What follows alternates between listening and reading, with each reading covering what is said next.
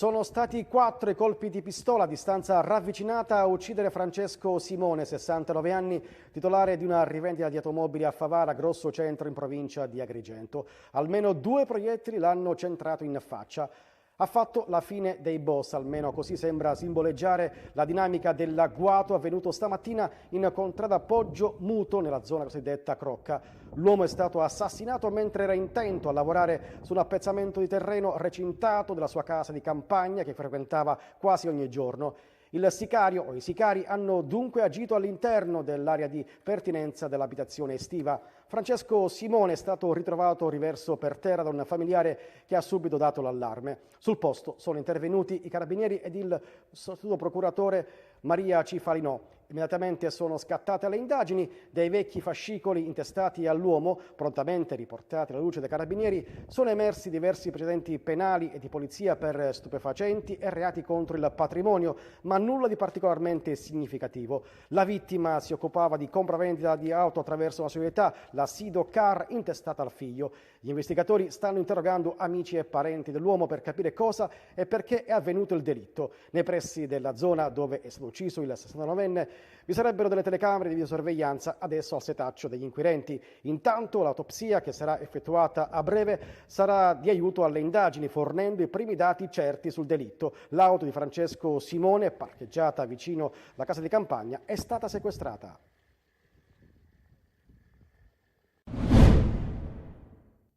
Giornata funestata da diversi incidenti, tutti causati da mezzi pesanti, 2 mortali. A Catania ha perso la vita un uomo di 49 anni in un parcheggio privato della ditta Catrini in via Martiri delle Foibe. L'uomo è rimasto incastrato tra un autocarro e un rimorchio. Aveva parcheggiato la sua piccola utilitaria e stava procedendo a piedi quando l'autocarro che vediamo in queste immagini si è mosso, prendendolo in pieno e schiacciandolo contro un rimorchio. Agghiacciante la scena, una volta disincastrato l'uomo è crollato a terra. Il 49enne è stato immediatamente trasportato in codice rosso al policlinico, ma troppo gravi le sue condizioni. Questo è il punto dove l'autocarro lo ha centrato. Sotto shock il guidatore del mezzo pesante, che è stato trasportato al San Marco.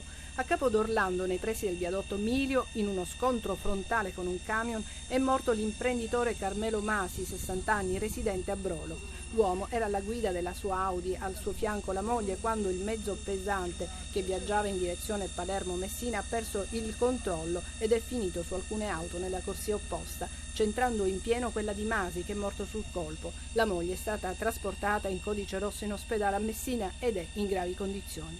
Altro incidente a Riposto, dove un operaio di 56 anni della ditta Impregilo è stato investito da un camion mentre era al lavoro nel centro comunale di raccolta dei rifiuti. Apparso subito in condizioni preoccupanti, è stato trasportato in elisoccorso all'ospedale Cannizzaro di Catania, dove è ricoverato in gravi condizioni.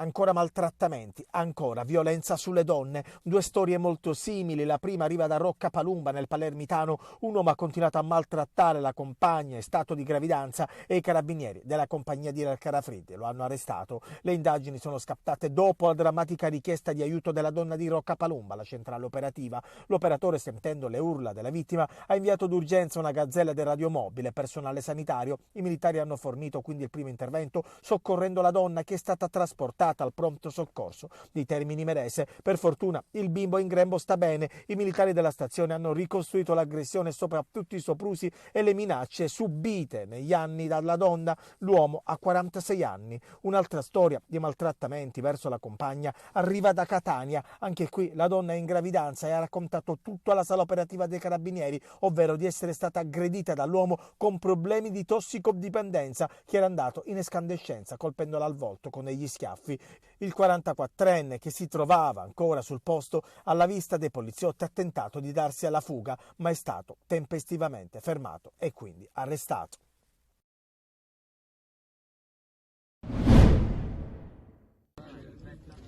Il presidente della regione Renato Schifani ha inaugurato questa mattina il tratto dell'autostrada Siracusa-Gela fino al casello di Modica.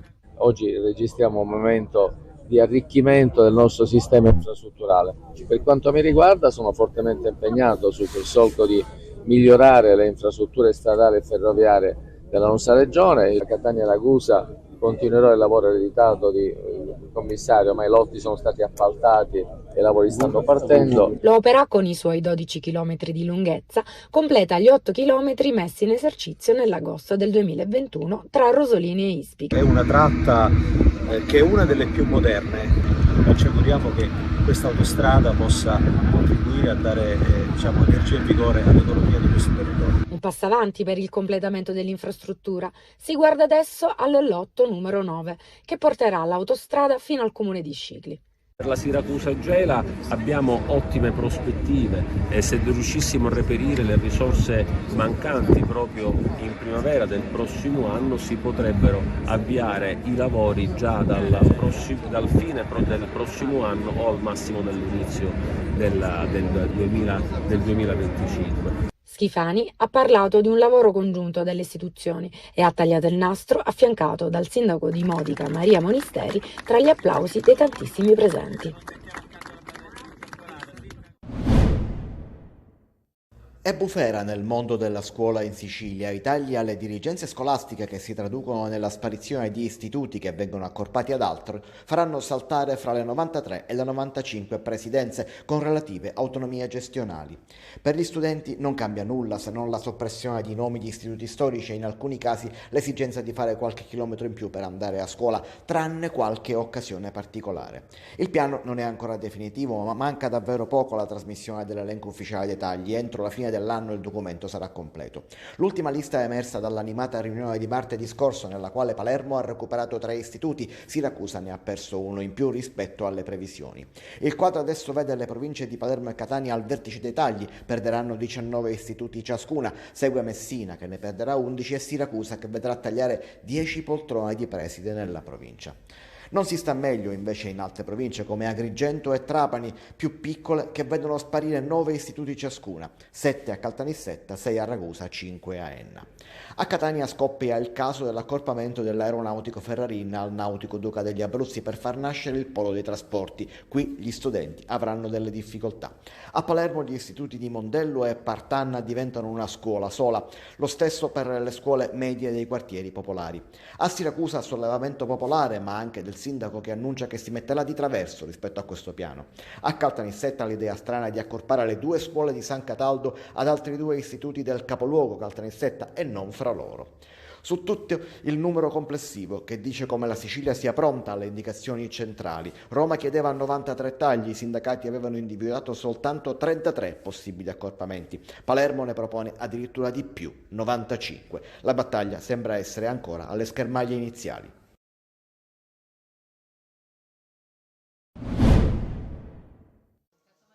È scattata anche nelle farmacie di Catania e provincia la campagna di vaccinazione contro influenza e Covid, una doppia opportunità resa possibile dal protocollo stilato il 6 novembre scorso tra l'assessorato regionale alla salute e Federfarma Sicilia. E sono tanti i catanesi, soprattutto anziani, a rispondere alla chiamata presentandosi o telefonando in farmacia. Il vaccino anti-influenzale viene somministrato gratuitamente nelle farmacie ai soggetti di età compresa tra i 18 e i 65 anni ed è fortemente raccomandato alle cosiddette persone a rischio. Fondamentale perché la vaccinazione permette di superare più facilmente queste eventuali patologie, quindi c'è la necessità di una protezione semplice con una vaccinazione che è molto facile da attuare. Nelle farmacie abbiamo già attivato in questi giorni la possibilità di effettuare anche la vaccinazione sia antinfluenzale che contro il Covid con i vaccini aggiornati a quest'anno. 13 di dicembre già sono prenotato per il vaccino antinfluenzale. Io sono prenotata già dal mio medico curante. Si è vaccinata per l'antinfluenzale? Sì, la settimana scorsa. E ora sto chiedendo quello del Covid. Contestualmente alla vaccinazione anti-influenzale i cittadini potranno ricevere gratuitamente anche il vaccino anti-Covid. È stato anche appurato che è possibile, quindi normalmente si fa in un braccio uno e l'altro braccio l'altra vaccinazione, quindi è anche possibile fare questo. L'elenco completo delle farmacie presso le quali vaccinarsi è possibile è sul sito aspct.it. È stato siglato in questura a Catania un protocollo d'intesa tra la Polizia e la Confederazione Nazionale dell'Artigianato e delle Piccole e Medie Imprese per la prevenzione e il contrasto dei crimini informatici. L'accordo è stato firmato dal dirigente della Polizia Postale Sicilia Orientale Marcello Labella e dal presidente di CNA Floriana Franceschini alla presenza del questore Giuseppe Bellassai. Uno strumento di prevenzione fondamentale, come conferma Marcello Labella. Ricordiamo che solo il nostro territorio ha avuto oltre 330 attacchi hacker alle imprese e piccole imprese, quindi questo è un dato che non dico allarmante, che però deve puntare affinché noi abbiamo un'attenzione maggiore verso questo mondo. La convenzione si ispira al principio di sicurezza partecipata al fine di assicurare in via sinergica ed efficiente le risorse del sistema paese a vantaggio dell'intera collettività. Io sto partendo. Andrò in vacanza a Budapest. Pronti, partenza via. Il lungo ponte dell'Immacolata è arrivato. Un fine settimana allungato che chi può trascorre in vacanza. Grazie al ponte dell'Immacolata avevamo qualche giorno libero, quindi siamo venuti qua. Arriviamo da Monza, siamo sbarcati ieri a Catania, facciamo Siracusa, poi andiamo a Noto, Marzamini, Ragusa. Un italiano su 2 ha prenotato 2 mesi fa per un ponte che in molti trascorrono nella propria regione. Secondo i Dreams, la meta italiana preferita è Milano, seguita da Catania, Roma, Palermo e Napoli.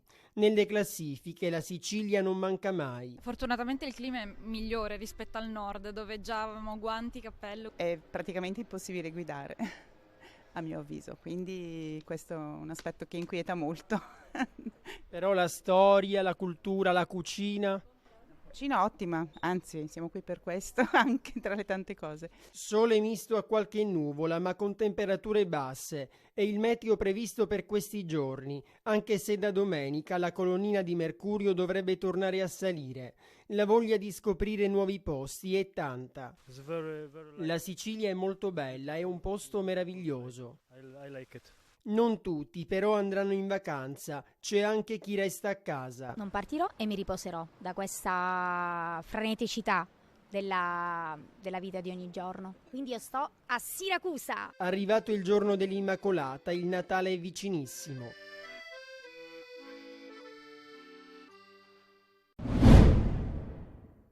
Anche quest'anno l'azienda metropolitana MTS promuove la mobilità sostenibile con l'uso dei mezzi pubblici in occasione del Natale. Tramite l'acquisto di una card virtuale con l'applicazione FCE permette l'utilizzo di tutti i mezzi pubblici AMTS ed FCE nell'arco dal 6 dicembre al 6 gennaio a soli 10 euro. Gli appuntamenti non riguarderanno solo la mobilità, ma toccheranno anche il campo dell'arte e dello spettacolo, come ad esempio il Christmas Cirque Bus, con esibizioni itineranti di artisti di strada e spettacoli per grandi e bambini, che andrà di quartiere in quartiere dall'8 al 23 dicembre in collaborazione con diverse compagnie di arte e spettacolo, dall'Opera dei Pupi ai giocolieri ai cantastorie. Fa ormai parte della tradizione AMTS trasportare il Natale in città per regalare attimi di serenità, gioia, allegria a grandi e piccini. Tra gli eventi natalizi che saranno organizzati in giro per la città di Catania, presentati stamattina al Palazzo degli Elefanti delle iniziative solidali finalizzate alle fasce più deboli della popolazione. Il Consiglio Comunale, che rappresenta la città nella sua interezza, volge il proprio sguardo a chi più è in sofferenza. Sabato 16 dicembre un pranzo a favore dei cittadini più disagiati che verranno ospitati presso la corte del Palazzo degli Elefanti. Screening gratuiti specializzati rivolti a favore della cittadinanza è il progetto Befana in collaborazione con Lions Club Catania, che prevede la donazione di dolci e giochi ai bimbi meno fortunati, perché sia un buon Natale per tutti.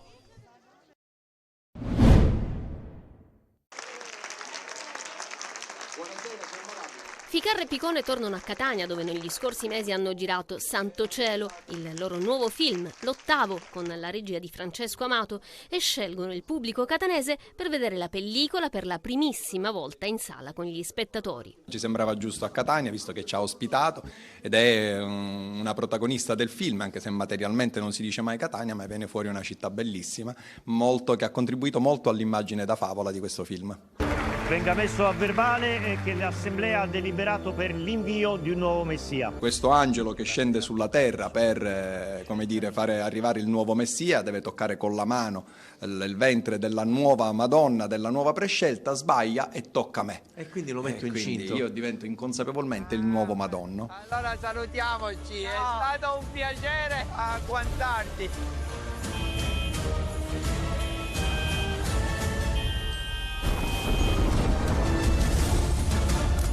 Ma quello è deficiente!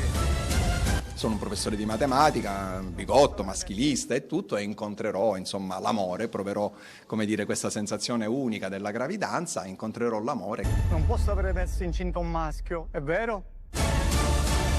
Che era un'idea talmente folle che ci abbiamo voluto riflettere tantissimo, però è un'idea, quella dell'uomo incinto, che ha dato lo spunto, la possibilità per parlare, come diceva Salvo, dell'amore, dell'amicizia, delle donne, perché lui è un personaggio che all'inizio del film è maschilista, ha un'idea proprio bigotta delle donne, del matrimonio, e chiaramente la maternità un po' lo cambierà. Il duo siciliano si lancia nella sfida del film di Natale, con un film ambizioso che dispensa riflessioni e risate tra sacro e profano. Provocatori sì, ma con rispetto. Si può dire che hai partorito al Garibaldi? Partorirà al Garibaldi. Chi lo sa, chi vede il film fino alla fine poi vede. Ti devo salutare perché devo andare a fare una cosa molto importante. Manca dal 2021 e l'attesa c'è, come inevitabile che sia. Messina-Catania è stato vissuto in tutte le categorie, dalla Serie A fino ai dilettanti. E sabato ci sarà un nuovo atto con il Catania che ha una nuova società e da poco un nuovo allenatore capace di stimolare il gruppo, anche se ci sono ovviamente ancora tanti fattori da sistemare. Sarà importante il mercato di gennaio, ma intanto si pensa al presente perché Lucarelli è stato chiaro, vuole arrivare il più in alto possibile alla fine di dicembre per poi coltivare le speranze e magari il sogno dal girone di ritorno in poi.